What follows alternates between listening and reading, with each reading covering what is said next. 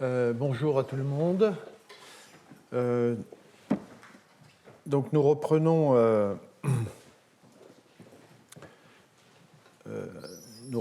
cette question la présentation de cette classe d'enzymes extrêmement importante, notamment pour la fonction qu'elles exercent, élément clé de la biosynthèse de l'ADN. Alors, j'ai juste deux premières diapositives que vous avez vues, enfin pour ceux qui étaient là la semaine dernière, qui rappellent où on en est, et ensuite je vous parlerai des nouveautés, je dirais à partir essentiellement des années à peu près 2010, puisque depuis les années 60, découverte de la première ribonucléotide réductase, tout est dans ces deux diapositives. Alors, je le rappelle, je ne vais pas y passer trop de temps parce qu'on a entendu ça la semaine dernière, mais c'est pour redire où on en est au moment de la nouvelle histoire que je vous raconte. Donc, les ribonucléotides réductases, c'est cette enzyme absolument essentielle chez tous les organismes vivants qui transforment les ribonucléotides en désoxyribonucléotides, réduisant cette liaison carbone-OH en liaison carbone-H, qui fait la différence entre les ribos et les désoxyribonucléotides. Et quel que soit le système, et je vous ai déjà démontré qu'il était varié, puisque je vous ai présenté trois classes, la classe 1, la classe 2, la classe 3, tous ces systèmes fonctionnent par le même mécanisme qui consiste à créer, par différents mécanismes, c'est là que ça diffère, un radical sur une cystéine, qui est en fait positionné ici, proche du substrat qui est le ribonucléotide, de sorte que vous puissiez déclencher un arrachement d'atomes d'hydrogène ici, sur l'hydrogène en 3'. Et c'est la clé de l'affaire parce que c'est sous cette forme radicalisée que le substrat peut subir une réduction à 3 électrons, puisque vous avez compris qu'ici ça commence par une oxydation à 1 électron, et que le bilan de la réaction est une réduction à 2 électrons. Mais la clé, c'est cet arrachement radicalaire d'atomes d'hydrogène. Je ne rentre pas dans le détail de ce mécanisme, mais il est résumé ici. Et ces 3 électrons, ils viennent d'une part de cette cystéine qui redonne un atome d'hydrogène en position 3'. Donc cet arrachement est transitoire. C'est le même H qui est passé sur la cystéine qui revient en position 3'. Et les 2 électrons, ils viennent, ce n'est pas indiqué ici, mais de l'autre côté, vous avez 2 cystéines, un dithiol qui participe au don de un proton et 2 électrons. Voilà. Deuxième information, c'est que quel que soit le mécanisme de formation du radical cystéinyl, par différents mécanismes, alors ils sont résumés ici. Dans la classe 1, c'est un binucléaire de fer dans une protéine R2 et un radical tyrosinyl sur une protéine qui, par un transfert de radical à très longue distance, je l'ai évoqué, amène ce radical sur une tyrosine de la protéine R1, la deuxième protéine qui porte le substrat. Et vous voyez cette tyrosine 731 ici, elle est là, elle est positionnée parfaitement bien pour arracher un atome d'hydrogène sur la cystéine. Donc c'est le mécanisme qui est présenté ici. La classe 1, elle fait un radical tyrosinyl pour arracher un atome sur la fameuse cystéine qui va agir sur le substrat. Donc là, il y a, vous voyez, un effet de proximité très proche, puisque c'est des transferts d'atomes d'hydrogène, ça se fait à courte distance. La classe 2, je le rappelle, c'est un cofacteur beaucoup plus complexe, une adénosylcobalamine qui crée ce radical 5'-déoxyadénosyl, dont les structures montrent qu'elles sont, qui est ici, positionnée exactement au même endroit que la tyrosine. Et c'est ce radical-là qui est créé ici, qui va arracher l'atome d'hydrogène sur la cystéine. Et dernier mécanisme, la classe 3, c'est un cluster fer-soufre qui fixe la SL-dénosylméthionine et qui crée ce radical-là, il n'est pas présenté ici, mais qui conduit à arracher un atome d'hydrogène sur une glycine, et cette glycine, elle est là. Donc là aussi, bien positionnée pour arracher un atome. Donc vous voyez, c'est cette glycine ici pour arracher un atome d'hydrogène sur la cystéine. Et en fait, malgré la très très grande diversité des mécanismes et finalement des radicaux, vous voyez, radicaux tyrosinyl, radicaux 5'-déoxyadénosyl, radicaux glycinyl, tout est organisé structurellement pour taper sur cette cystéine, qui est très conservée, vous voyez, et qui prend, avec les deux cystéines de l'autre côté qui font la réduction à 2 électrons, un sandwich où vient au milieu se placer le substrat. Voilà, tout est comme ça, c'est assez extraordinaire. Et donc et dernière chose, puisqu'on va rester maintenant avec la classe 1, on ne parlera plus de la classe 2 et la classe 3, qui au fond, depuis les années 80-90, n'a pas connu de véritables changements, de véritables nouveautés. Tout s'est passé au niveau de la classe 1. Et c'est de ça dont je vais parler. Et donc, je vous rappelle juste le mécanisme de formation de ce radical tyrosinyl qui déclenche tout. Il vient d'une activation de l'oxygène moléculaire par des ions ferreux. Lorsque l'apoprotéine, qui évidemment n'a pas de radical fixe du fer 2, on a cet état ferreux qui est en capacité de réagir avec l'oxygène moléculaire pour donner une espèce à haut degré d'oxydation du fer, vous voyez, fer 4, qui a la possibilité, qui a un pouvoir oxydant suffisant pour arracher cet atome d'hydrogène, oxyder cette tyrosine en radical. Voilà. Eh bien, ce dont je vais vous parler, c'est qu'à partir de 2010, et on va tout classer ça dans les 1, la classe 1, on va voir défiler toute une série de nouveaux systèmes qui possèdent, vous allez le voir, des variations par rapport à la stratégie bimétallique de fer et radicale. Et on va voir, je ne vais pas rentrer. Et alors, c'est l'analyse des génomes qui conduit à tout un tas d'observations. Donc, la classe 1A, je rappelle, c'est donc ce système que j'ai décrit, eucaryotes et certaines bactéries comme coli. Très peu de bactéries au fond, finalement. Et puis il y a tout un tas d'autres bactéries qu'on va voir. Vous voyez réapparaître coli, c'est-à-dire qu'on va aussi observer qu'un organisme, un micro-organisme donné peut avoir plusieurs classes de ribonucléotides réductases. D'ailleurs, Escherichia coli, par exemple, en a 3, puisqu'on va s'apercevoir que non seulement elle a la classe 1A, mais elle a aussi la classe 3, ça on l'a dit, puisqu'elle pousse aussi en anaérobiose, cette bactérie, mais on va s'apercevoir qu'elle a aussi cette classe 1B dont je vais vous parler.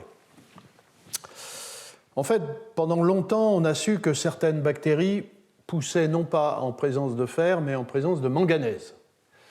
Et que l'activité ribonucléotide réductase dépendait de la présence de manganèse dans le milieu de culture. Associé à l'analyse de génome, évidemment, ceux qui ont travaillé sur ce système se sont aperçus que, par exemple, chez Escherichia coli, qui peut, dans certaines conditions, utiliser du manganèse pour pousser, contient 2 gènes. Alors, vous vous souvenez que la classe 1A, on parle de NRDA, NRDB, donc 2 gènes qui ont été appelés NRDE, NRDF. Donc je parle de et qui ont des homologies avec les protéines NRDA, NRDB de la classe 1A. Il s'avère que ces gènes ont été exprimés et il a été parfaitement démontré qu'elle copurifiait, donc on avait les deux sous-unités de la ribonucléotide réductase comme dans la classe 1, la protéine R1 et la protéine R2. La seule différence, c'était qu'on avait à côté du radical tyrosinyl, parce que cette enzyme est aussi à base de radical tyrosinyle avait non pas un binucléaire de fer, mais un binucléaire de manganèse. Et la structure a été obtenue en 2010, et vous reconnaissez cette forme assez classique de la sous-unité métallique. Vous voyez ces deux points verts ici, ce sont les atomes de manganèse très enfouis au sein de la protéine. Donc on reconnaît cette structure, et elle est assez homologue à la classe 1A. Donc elle est bien définie comme classe 1, c'est un binucléaire métallique, sauf que c'est du manganèse, et elle contient un radical tyrosinyle qui est absolument essentiel à l'activité. Et quand vous regardez donc la structure du site à manganèse, et si on la compare à la classe 1A, on voit d'énormes homologies, si ce n'est que c'est du manganèse à la place du fer, c'est-à-dire qu'on reconnaît les ligands histidines, et puis il y a toute une série de ligands carboxylates, glutamate, aspartate. Enfin, voilà, on retrouve les mêmes choses, et évidemment, on peut se demander comment et c'est une question qui existe encore, comment la nature, avec une telle conservation d'acides aminés, contrôle l'entrée d'un ion métallique plutôt qu'un autre. Et comme dans la classe 1A, la tyrosine essentielle qui va être radicalisée, et qui est radicalisée dans sa forme active, est positionnée à peu près au même endroit. Et donc on imagine bien que c'est ce cluster métallique qui va être responsable, en présence d'oxygène, de créer ce radical. Le problème, c'est que quand vous partez de manganèse 2, vous vous souvenez tout à l'heure, fer 2, plus oxygène, et on crée le radical. Quand on part de manganèse 2 ici, il ne se passe rien avec de l'oxygène. Donc pendant quelque temps, il s'est posé la question de la formation de ce radical. La deuxième information, c'est qu'à côté de ces deux gènes de ribonucléotide réductase, il y a un troisième gène qui finalement a été appelé NRD, mais I, parce qu'en effet, c'est un gène absolument essentiel à l'activité ribonucléotide réductase, qui n'était pas présenté, impliqué dans la classe 1A. Donc c'est aussi une autre caractéristique de cette nouvelle classe 1B. Et il s'avère que cette petite protéine ici est une flavodoxine qui est absolument essentielle à l'activité enzymatique. Alors une flavodoxine, c'est une petite molécule, et il s'avère que en 2010, la structure a été obtenue. C'est une petite protéine qui contient en surface, vous voyez, alors un cofacteur dont j'ai parlé souvent, une flavine, ici c'est une FMN, flavine mononucléotide, qui est absolument essentielle à l'activité. Ça, c'est la première information. La deuxième, c'est que NRDI forme un complexe avec NRDF, c'est-à-dire avec NRDF, c'est aussi R2, c'est la protéine qui contient le manganèse.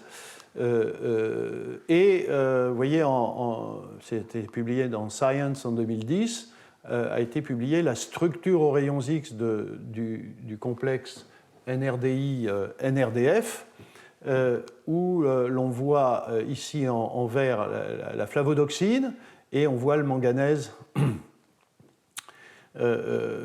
ici au cœur de la protéine NRDF. Et ceci indique clairement, alors effectivement le complexe est stable, puisqu'il est cristallisé, et on en a la structure, mais assez clairement cette flavodoxine ici, si elle participe à des transferts d'électrons, les distances ici sont quand même très grandes, et évidemment on voit tout de suite qu'il n'y a pas de transfert d'électrons direct entre la flavine et le site métallique.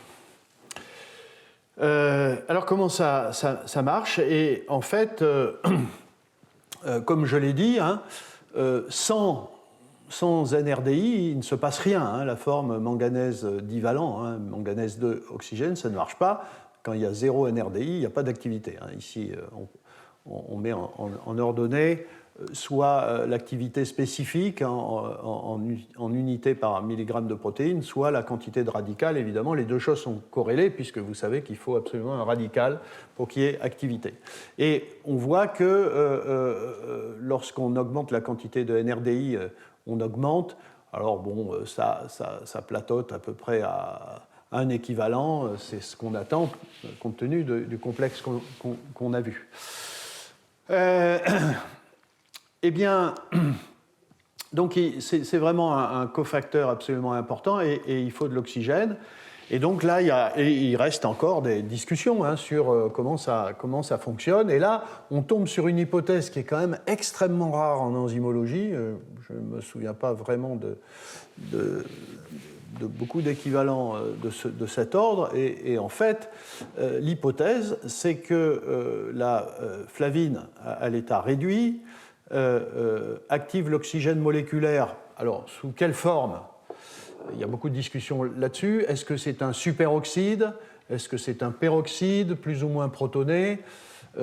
Mais si c'est un...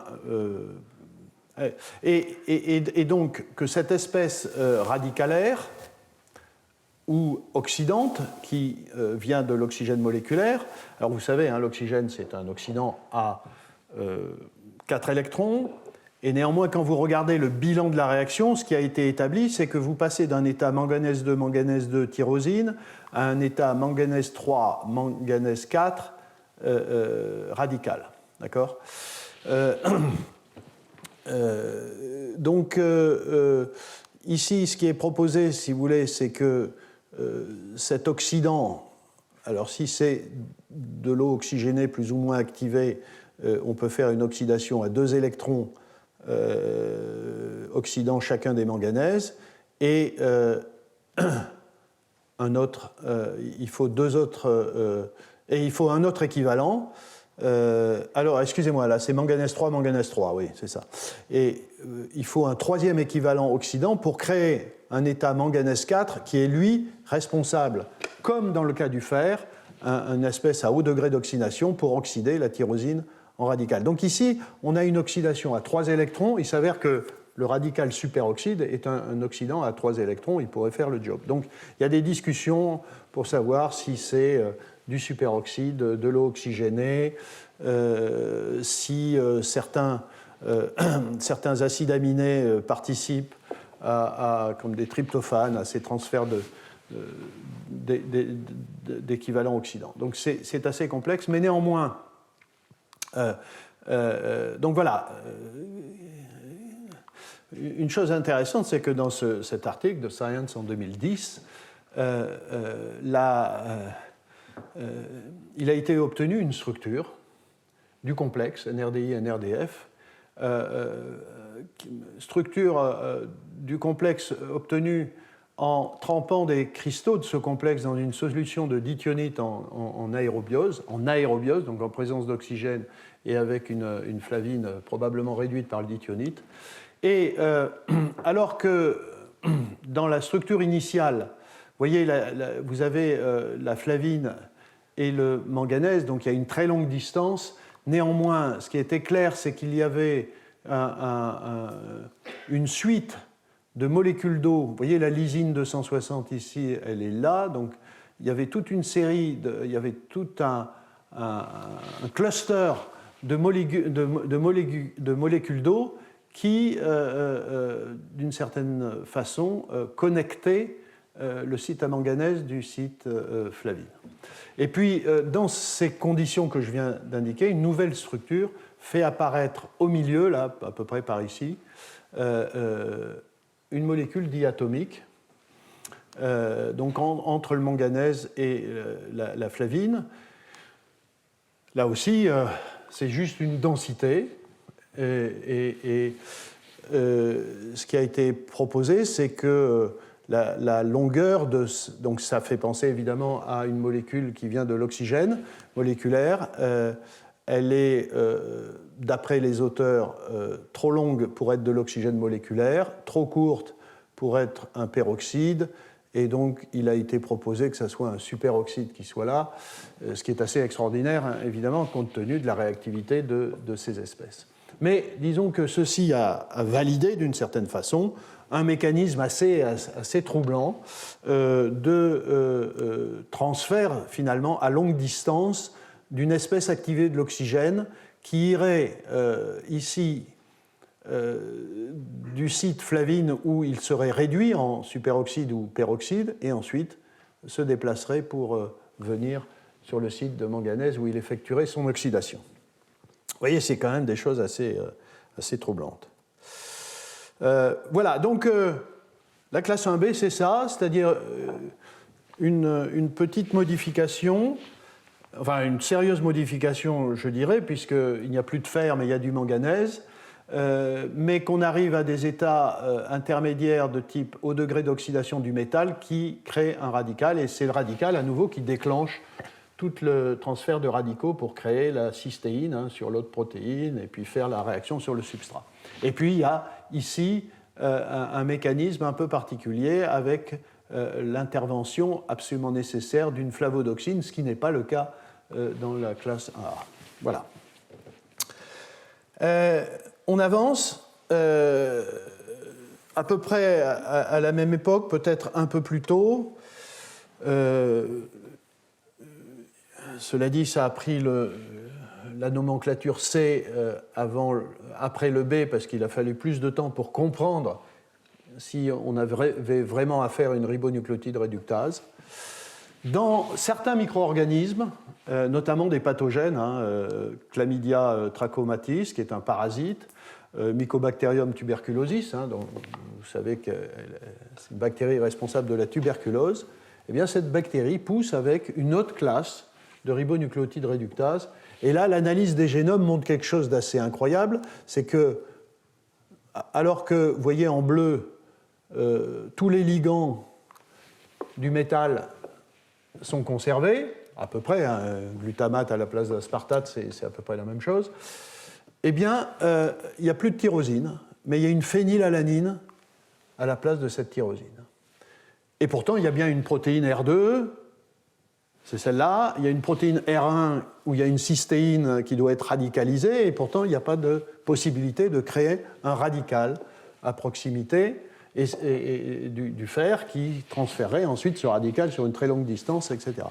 Et la protéine a été cristallisée, vous la voyez ici, c'est à nouveau hein, la même forme, avec un binucléaire ici, de fer, dans ce cas-là. Et voilà le cycle, le site métallique, à nouveau rien de particulier, des histidines, des aspartates, des glutamates pour fixer le fer, et à proximité, ici, vraiment une phénylalanine, il n'y a pas de tyrosine. Et pourtant, ça marche.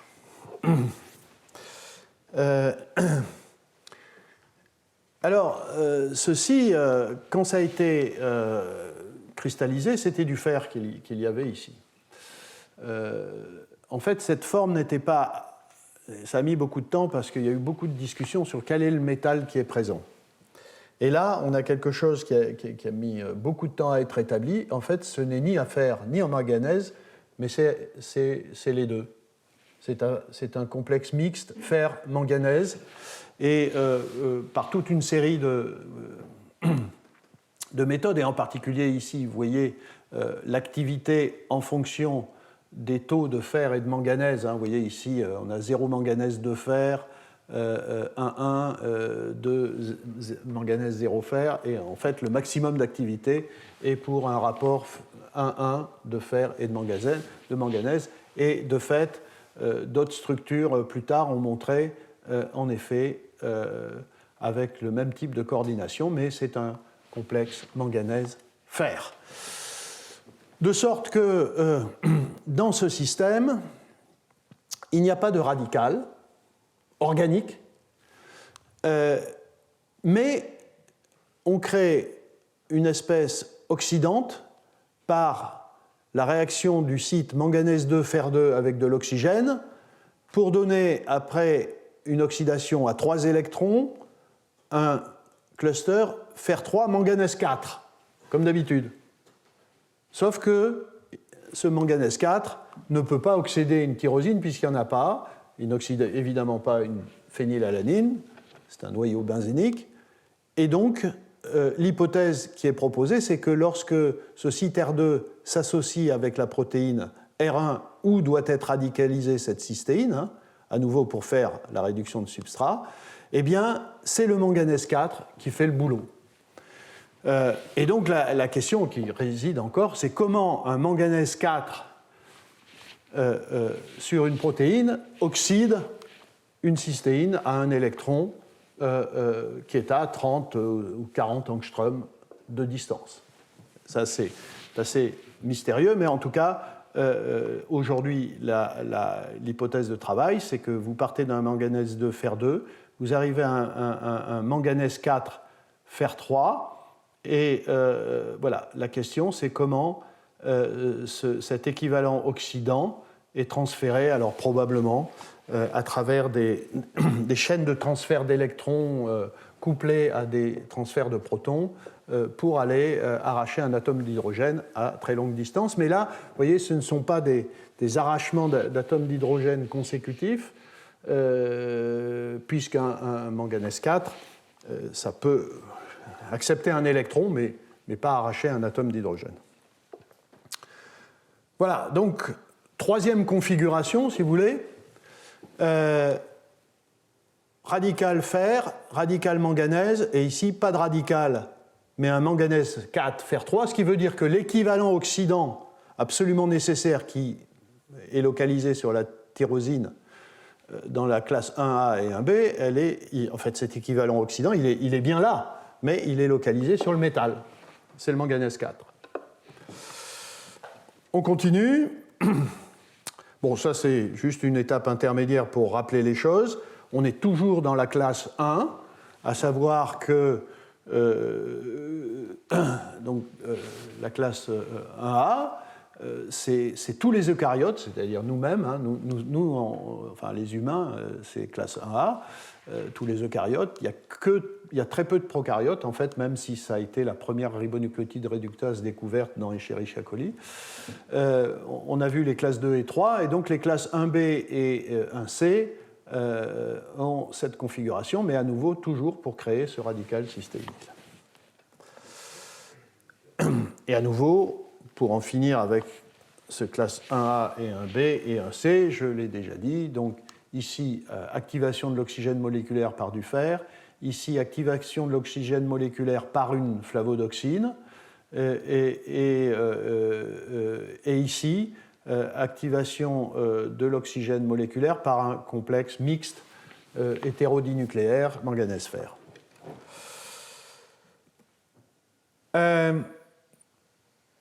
Classe 1D. Vous voyez, on continue. Ça explose. On se demande pourquoi, évidemment, il y a tant de ribonucléotides réductases. Donc ça, c'est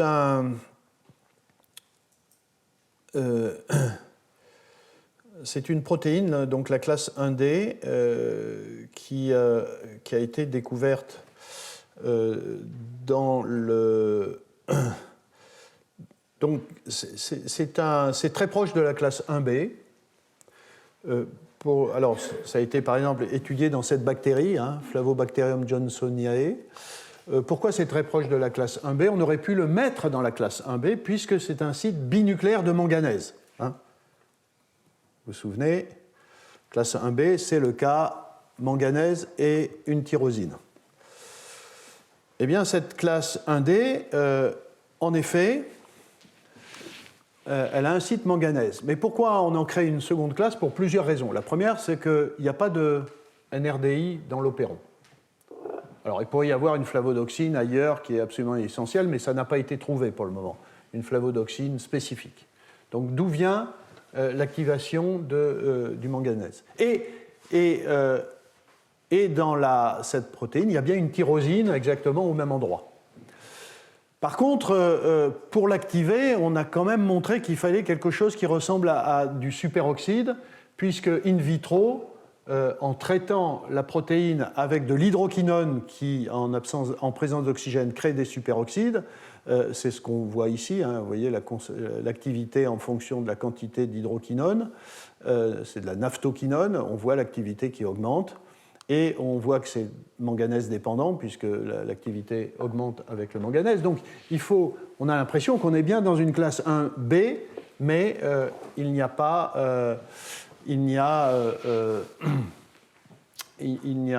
de NRDI, mais probablement il y a une flavodoxine quelque part ou un générateur de radicaux superoxydes.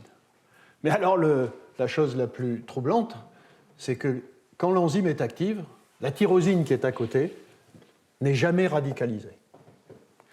Alors ça, c'est quand même assez fascinant. C'est-à-dire, il y a bien une tyrosine, mais elle n'est pas radicalisée. Dans l'état actif, il n'y a pas de radical tyrosiné.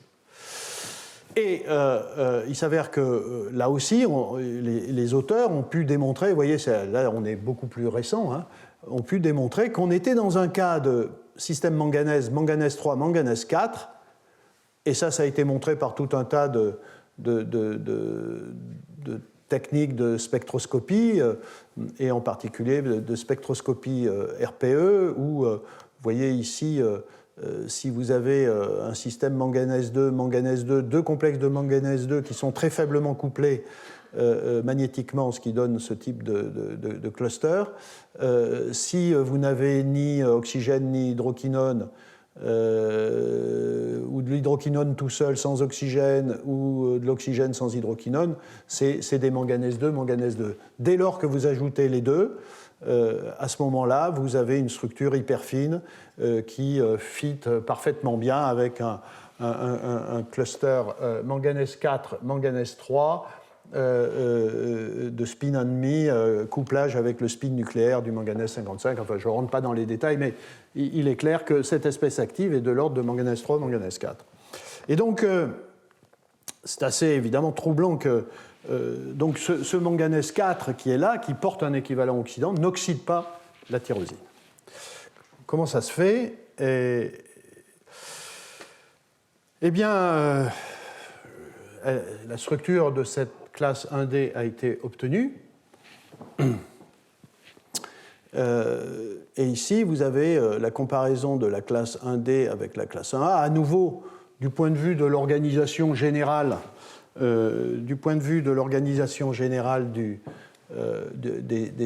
systèmes, enfin des protéines, c'est assez semblable.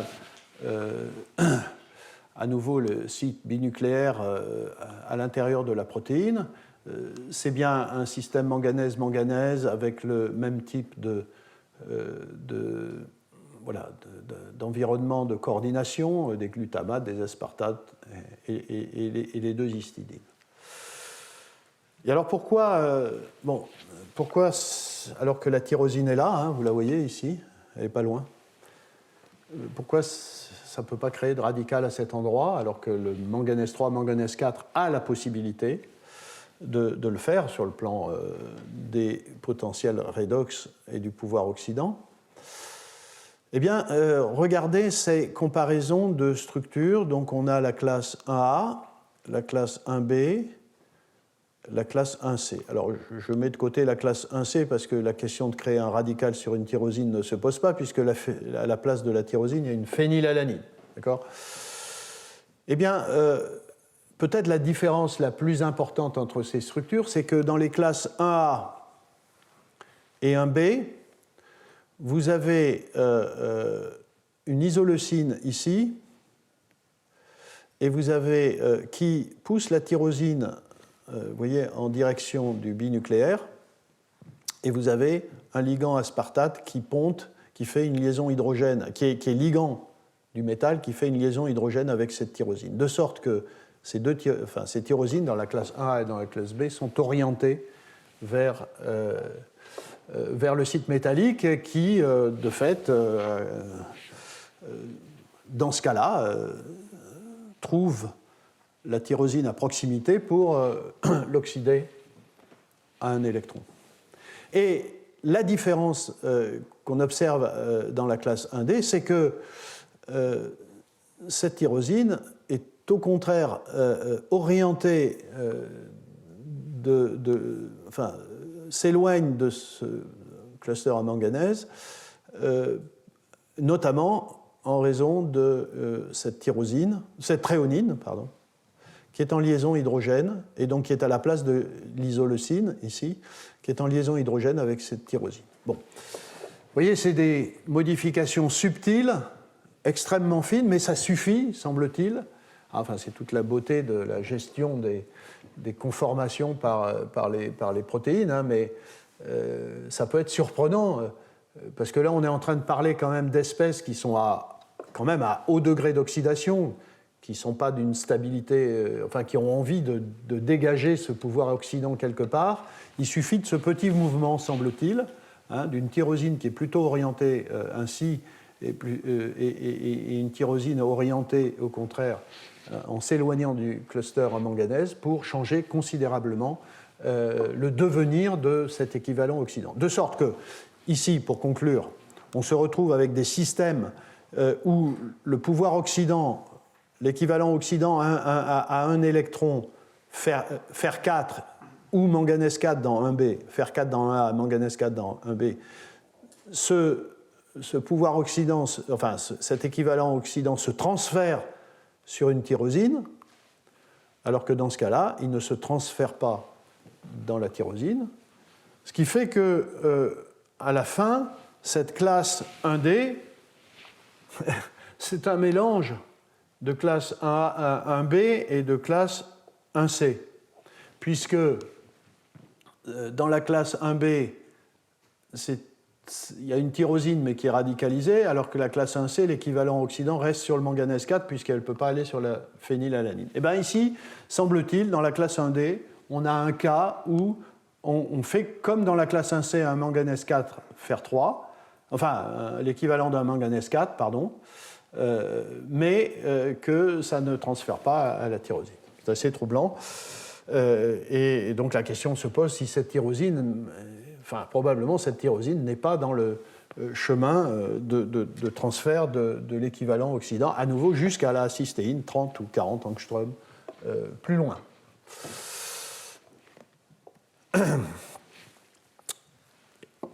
Et juste après, découverte d'une 5e classe 1. C'est quand même assez fascinant. Où est-ce que ça va s'arrêter ? Et puis pourquoi, hein ? Évidemment, là, il n'y a pas de réponse. Hein. Pourquoi cette très, très grande diversité ? Alors là, vous allez voir, c'est quand même un nouveau système. Et là, c'est aussi l'analyse des génomes, donc sur des pathogènes humains. Mycoplasma génitalum, Mycoplasma pneumoniae, Mésoplasma florum, enfin, etc., Streptomyces, voilà. Eh bien, là, qu'est-ce qu'on observe ? On observe,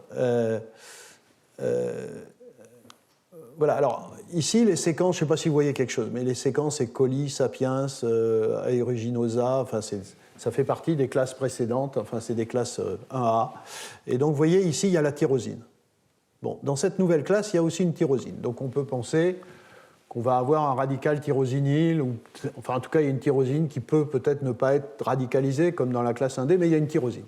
Par contre, là, la grande différence, c'est qu'à part le premier aspartate, ici, il y a 3 ligands glutamate, aspartate et aspartate. Voilà, les ligands, donc qui sont transformés, enfin, ces acides aminés sont transformés en acides aminés qui sont dans la totale incapacité de complexer un ion métallique. Il reste un aspartate et les 2 histidines, mais il y a de fortes chances de penser que dans ce cas-là, il y a une très grande perte de capacité de faire un métal, et la question c'est est-ce que c'est une métalloprotéine, comme dans le cas de tous les systèmes qu'on a évoqués précédemment. Et comme vous le voyez ici, si vous êtes en aérobiose sans NRDI, il n'y a pas d'activité. Si vous exprimez les deux protéines AR1 et AR2, il n'y a pas d'activité. Si vous exprimez les trois protéines, c'est-à-dire la flavodoxine, F et puis R1 et R2, il ne se passe rien si on n'est pas en aérobiose. Par contre, dès que vous avez les R1, R2 et NRDI en présence d'air, à ce moment-là, vous avez de l'activité. Et ce que vous voyez aussi, c'est que l'hydroxyurée, qui est un piégeur de radical, détruit l'activité. Donc, tout indique que vous avez une espèce radicalaire. Et en tout cas, qu'on a un système qui a je ne sais pas quel métal, mais qui crée des radicaux, enfin, comme les ribonucléotides réductases, de classe 1. Sauf que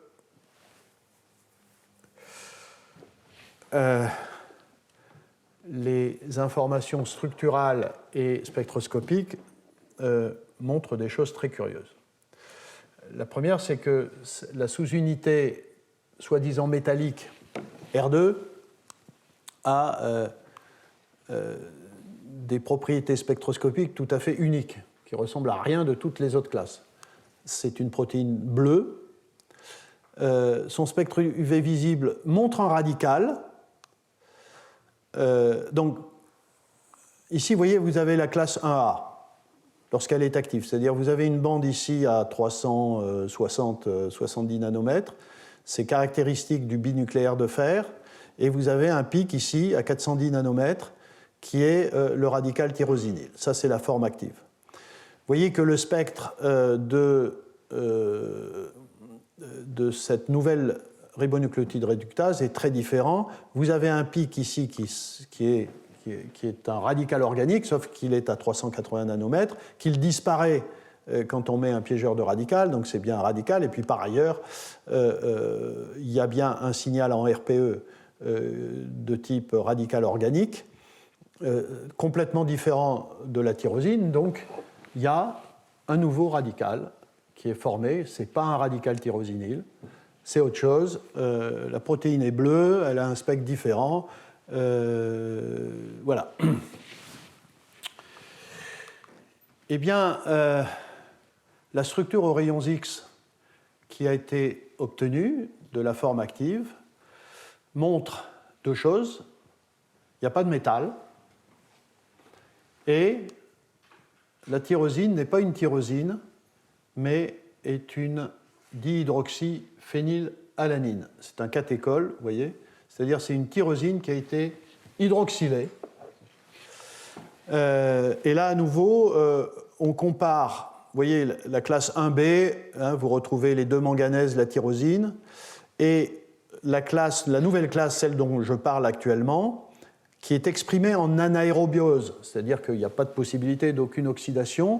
On retrouve bien la tyrosine, mais pas de métal ici, et on peut le comprendre puisqu'on a perdu déjà, enfin on a perdu 3 sur 6 acides aminés complexants, donc pas de métal.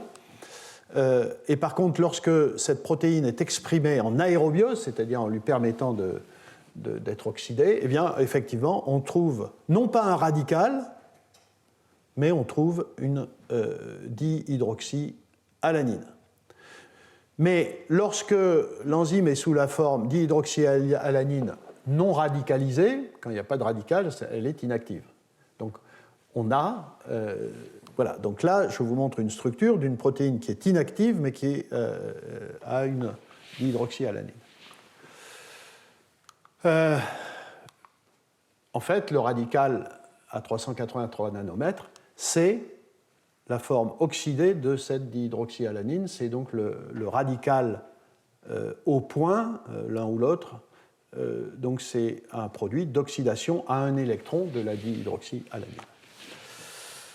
Ce qui fait que dans cette nouvelle classe, nous nous trouvons dans une situation où, en effet, il y a une tyrosine, sauf qu'elle subit, cette tyrosine, une transformation qui est alors beaucoup plus lourde, puisqu'il y a une hydroxylation aromatique qui se fait, et ensuite une oxydation à un électron pour créer ce radical, et c'est lui qui, en effet, permet le transfert de radical à la cystéine. À nouveau, c'est toujours la même histoire. Il faut créer ce radical sur une cystéine qui réduit le substrat.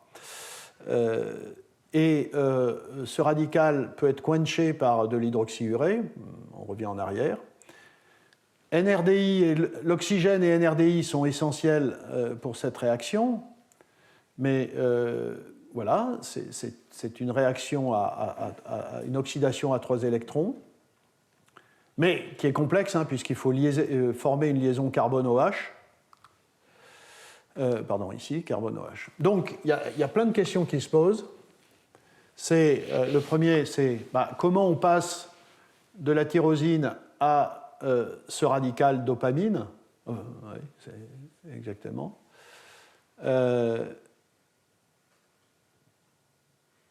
À travers une formation de liaison carbone-OH. Donc il faut oxyder à 3 électrons et créer une liaison carbone-OH. On ne connaît pas tous les acteurs, il n'y a pas de métal pour activer l'oxygène moléculaire, enfin c'est quand même assez dément. Voilà, quel est l'oxydant? Est-ce que c'est un superoxyde qui est un oxydant à 3 électrons?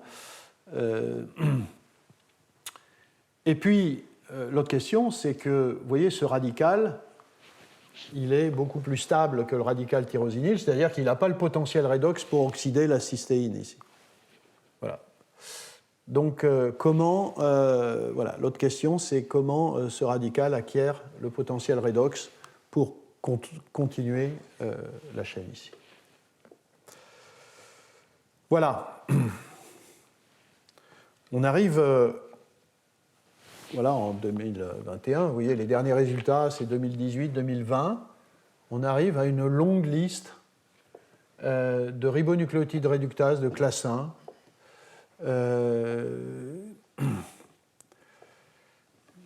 Répartis dans plein d'organismes divers, évidemment pour le moment sans bonne corrélation de pourquoi telle classe dans telle bactérie, pourquoi telle classe dans tel environnement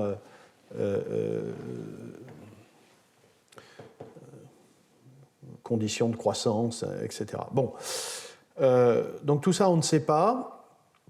Vous voyez que au fond, la vie, le vivant a dû se trouver dans l'obligation de toute façon dans l'obligation de faire des systèmes radicalaires. C'est la condition pour activer un ribonucléotide. Ça peut être des radicaux tyrosinyles, mais comme vous le voyez, ça peut être des radicaux DOPA, dihydroxyphénylalanine. Ça peut être activé par du fer ou du manganèse. Dans le cas de la classe 1E, on ne sait pas très bien comment. Et donc, voilà, il y a beaucoup de discussions sur le fait que... et puis, il faut savoir que vous avez, dans un organisme donné, plusieurs ribonucléotides réductases. Évidemment, la synthèse des désoxyribonucléotides est tellement importante que sans doute tel ou tel organisme a considéré que c'était absolument essentiel d'en avoir plusieurs au cas où il y en a une qui ne fonctionne pas. En particulier, dans des situations de stress, une bactérie peut se trouver en limitation de fer. En situation de stress oxydant, le fer peut être aussi une source de problème. Et donc, il y a beaucoup de discussions. C'est souvent le type d'argument qui est évoqué lorsque vous avez dans la même classe d'enzymes des formes à manganèse ou des formes à fer. Voilà, dans certaines conditions, on a un système moins stressable lorsqu'on a du manganèse à la place du fer. Et un autre stress, ça peut être un stress de manque de métal. Et dans ce cas-là, on peut comprendre qu'il y ait des stratégies de développer des ribonucléotides réductases sans métal qui puissent créer des radicaux pour continuer à faire de la biosynthèse de l'ADN, bien sûr. Voilà. Un dernier mot. C'est compte tenu de la grande diversité des ribonucléotides réductases. D'un organisme à un autre avec des systèmes donc différents. La question de considérer les ribonucléotides réductases comme des cibles d'agents anticancéreux, antiviraux, antibactériens, etc., a repris du poil de la bête. Lorsqu'il y avait la classe 1A, qui d'abord ne s'appelait pas A au début, s'appelait classe 1, évidemment, il y avait l'idée que toutes les bactéries et les eucaryotes avaient une classe 1. Quand sont arrivés les 2 et les 3, on a commencé à... Sauf que les 3 concernaient des bactéries anaérobes, enfin... Mais, donc, il y a eu beaucoup de recherches entre les années 70 et 90 autour des inhibiteurs de ribonucléotides réductases ciblant la classe 1. Et puis c'est tombé parce que, à nouveau, il y avait cette idée que c'était la même classe qui était chez tous les organismes vivants, la classe maintenant appelée 1A, et que donc, dans ces conditions, il y aurait de très très gros problèmes, enfin des trop grosses difficultés à être sélectif de, par exemple, la bactérie qui infecte l'hôte et l'hôte lui-même. Or, maintenant, les choses ont un peu changé, et ce que je peux vous dire, c'est qu'on ressent à nouveau des recherches qui se déclenchent parce que cette diversité de ribonucléotides réductases permet d'envisager un peu mieux une plus grande sélectivité vis-à-vis de telle ou telle bactérie. Alors, je ne vais pas rentrer dans le détail, je vais juste finir en balayant très vite, il me reste 5 minutes. Voilà, pour vous donner actuellement la situation des molécules qui agissent sur les ribonucléotides réductases très vite. Il n'y a pas de très très grande nouveauté pour le moment, mais en gros, vous avez des analogues de substrat. Vous voyez ici la gemcitabine. Vous voyez ici, il y a 2 atomes de fluor. C'est actuellement le seul analogue de substrat nucléotide, qui est donné sous forme de nucléoside, bien sûr. C'est, à mon avis, à ma connaissance, la seule molécule qui est utilisée régulièrement en clinique contre tout un tas de tumeurs et de cancers, et notamment en combinaison avec le cisplatine. Alors comme c'est des nucléosides, évidemment ça tape un peu partout, pas que sur la ribonucléotide réductase, et il y a aussi la DNA polymérase est aussi une cible. Je n'ai pas le temps de rentrer dans le détail des mécanismes. La deuxième approche qui a été étudiée il y a longtemps maintenant, mais qui est intéressante parce qu'elle peut être très sélective. En fait, vous voyez, l'association de la protéine R1 où il y a le substrat et la protéine R2 où il y a le métal et le radical se fait par la partie C-terminale de la protéine R2. Et cette partie C-terminale, ici, d'un organisme à l'autre, c'est des séquences totalement différentes. À partir de là, les boîtes pharmaceutiques ont imaginé des peptides ou des analogues de peptides, vous voyez, qui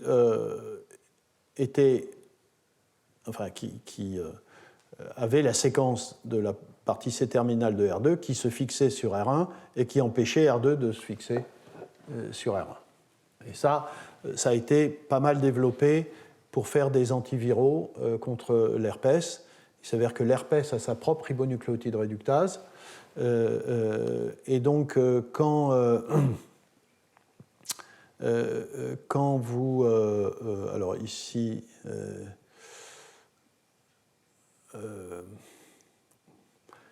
oui, voilà, c'est le peptide synthétique. Ici, ce peptide synthétique, quand vous prenez des cellules Alors, c'est des cellules BHK cells, je ne sais pas, eucaryotes. Vous voyez, il n'y a pas d'inhibition par le peptide. Quand cette cellule est infectée par le virus et que vous donnez le peptide, vous avez une très forte inhibition de la prolifération, ce qui prouve que ici, c'est très sélectif de la cellule infectée et pas de la cellule non infectée. Voilà. Et puis, vous avez la troisième stratégie qui consiste à détruire ce radical avec des inhibiteurs, avec des piégeurs de radicaux. Le classique, je l'ai déjà évoqué, c'est l'hydroxyurée. Puis depuis très peu de temps, il y a une autre molécule qui est en développement qui s'appelle la triapine, qui est cette molécule et qui agit par piégeage de radical. Voilà. J'en ai terminé. J'espère que cette histoire vous aura intéressé. Vous voyez, il y a quand même eu une époque où on a considéré que l'histoire des ribonucléotides réductases était terminée avec les trois classes. Et puis, on n'arrête pas d'avoir des surprises. Voilà, j'imagine que je l'évoque ici à l'occasion de cette très importante classe d'enzymes, mais ceux qui travaillent dans d'autres systèmes raconteraient certainement ce même type d'histoire, c'est-à-dire qu'aujourd'hui, évidemment, les génomes nous révèlent une infinité de situations. Mais je crois que celle-là est particulièrement compliquée. Et une telle diversité de systèmes pour faire la même réaction, je crois que ça n'a pas beaucoup d'équivalent. Voilà. Je vous remercie.